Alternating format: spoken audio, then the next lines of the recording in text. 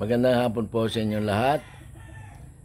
Narinig niyo po ang tilaok ng mga manok. Yan po ay hudyat na kailangan na silang mabigyan ng patuka. Sila ay nananawagan sa may-ari na mabigyan sila ng kanilang patukang pagkain nila para sa araw na to. Kaya ko po naihalin tulad ang tilaok ng manok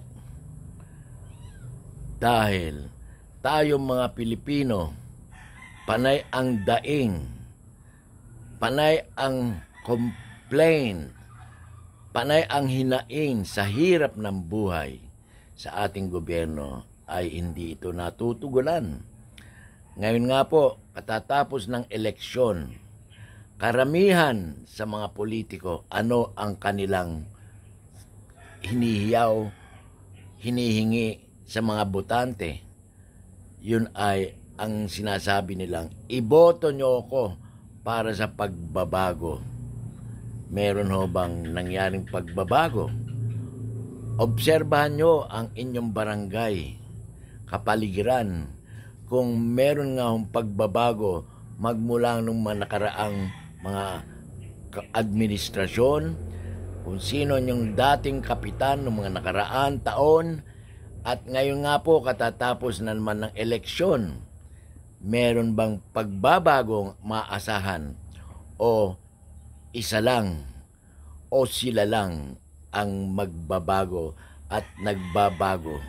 Darating na naman po ang 2028 eleksyon. Yan na naman po ang mahirap. Kaya nga po ako ay hangang-hanga kay Sir Ben Tulfo ng Bitag sa kanyang panawagan sa kanyang mga kapatid na magsalita na.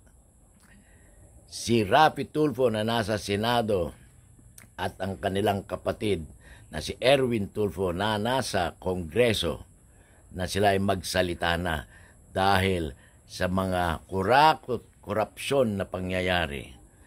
Kaya po, kayong mga aking mga mahal na kababayan, obserbahan nyo ang inyong kapaligiran.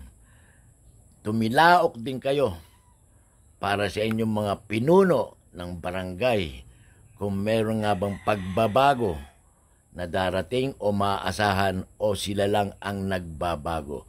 Yun lang po, maraming salamat.